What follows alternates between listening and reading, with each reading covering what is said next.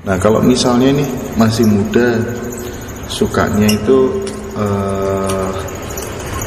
sampai subuh nggak pernah tidur, terus diniati, ya Allah, aku punya mimpi itu loh nanti, energiku nggak tidur tiap malam itu tak bongkar supaya nanti mimpiku itu wujud jadi kenyataan, itu bisa apa enggak? Tapi memperjalankan jiwa untuk bertarekot, mendekat dengan Allah, melek hati.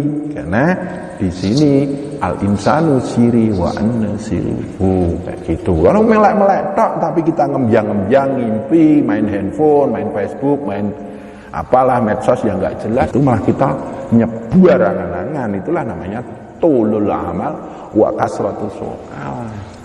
Nah, ada saatnya kita itu mengambil daya, nanti buat nanti daya itu kita aktualisasikan dalam kehidupan sehari-hari. Insya Allah semuanya akan terselesaikan dengan daya kita yang sudah dicas menjadi besar itu tadi loh. Kita harus tahu rahasia alif lam lam ha yang kita baca dengan Allah. Alifnya itu kan wujud, Alif itu wujud, lamnya itu sifat, lamnya lagi nur, haknya itu dat itu adalah daya hidup. Nah, daya hidup batin namanya dat wajibul maulana, daya hidup zahir dat wajibul wujud, dat gaibnya namanya dat gaibul wuyub. Lah ini wujud kita yang kecil ini, wujud sifat nodat, itulah namanya ilah. wujud sifat Nodat kita itu pulang kepada yang maha wujud, yang maha sifat, yang maha nur, yang maha dat. Kalau kita nggak paham itu, ya kita terjebak yang namanya kesesatan. Nek wong Jawa jenenge sok mau pangeran tuan, dia terombang-ambing menemukan Tuhan sulit. Itulah yang disebut sesat. Nah, makanya zikrullah itu, mengucap lafaz Allah itu menyambungkan wujud kita kepada wujudullah, sifat kita pada sifatullah, nur kita kepada nurullah, dat kita kepada datullah.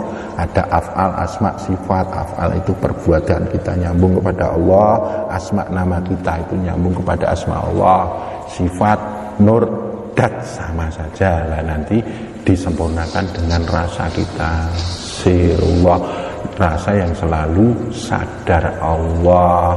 Lah kalau panjenengan kula itu meninggal, rasa kita tidak merasakan Tuhan, kita terjebak dalam dimensi-dimensi keduniawian ini. Kayak gitu, akhirnya ya sesat. Ngeten iki lho, Mas. Kalau tadi kan udah dijabarkan itu masalah alif lam lam ha ya Gus ya.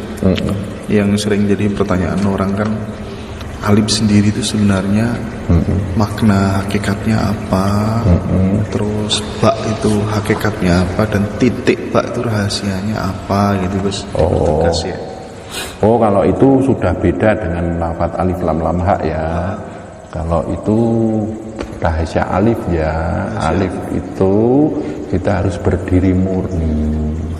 Keakuan panjenengan itu harus berdiri murni, jangan sampai ada kemelekatan dengan raga. Raga ini kan kebutuhannya makan, minum, pakaian, rumah, kendaraan dan lain sebagainya. Nafsu kan keinginan ini itu. Akal itu kan angan-angan, cita-cita ini itu. Nah itu alif itu harus berdiri murni. Jadi alif itu ketika di dunia dia hanya menata dunia, menata kebutuhan, keinginan dan angan-angan. Kebutuhan raga, keinginan nafsu, angan-angannya akal. Berdiri murni, akhirnya rohnya itu tidak dijebak oleh trimemolo rogo nafsu akal ini tadi. Nah itu, lah nanti berhubungan dengan titik ba, itu dia akan masuk dalam hakikat rahasia titik ba itu, bahwa alam semesta ini dirakit dalam Al-Quran, bahwa alam semesta ini harus kita baca sebagai sunnatullah. Iqra bismi rabbikal ladzi khalaq, bacalah atas nama Tuhanmu, disibak. Nah, disibaknya itu makanya dirakit dalam suratul Fatihah. Lah suratul Fatihah itu menyibak semuanya itu titah Allah, sunatullah. Terus kita mengucapkan Bismillahirrahmanirrahim, makanya dirangkum dalam Bismillah. Lah akhirnya kita jadi titik kesadaran Tuhan itulah namanya rahasia titik bak. Nah rahasia titik bak itu kita duduk begini, menyibuk alam semesta itu sebagai cobaan, dibuka dengan Fatihah bahwa di dalamnya inna fi khalqis samawati wal ardi wa ikhtilafil laili wan nahar la ayatan liulil albab. Di sebalik itu ada Allah. Lah di sini kita duduk sebagai titik kesadaran semesta bahwa semuanya itu sunnatullah. Akhirnya kita menjadi ahlu sunnah, sadar bahwa segalanya sunnatullah wal jamaah, kita selalu bersama Allah. Wallahu ma'akum ainama kuntum. Lah ini efeknya apa?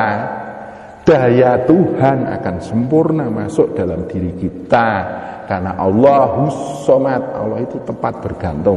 Kalau dayamu yang lemah ini gantung sama Allah yang maha kuasa itu tadi, maka kuasa Allah akan dilimpahkan kepada panjenengan. Daya kekuatan kita kalau menggantung Allahus Somad pada Allah, maka Allah akan menurunkan kekuatan dayanya la haula wala quwata illa billah itu dalam diri kita. Akhirnya itulah yang disebut daya Tuhan dalam diri kita. Akhirnya segalanya akan terselesaikan dengan biiznillah wa bismillah.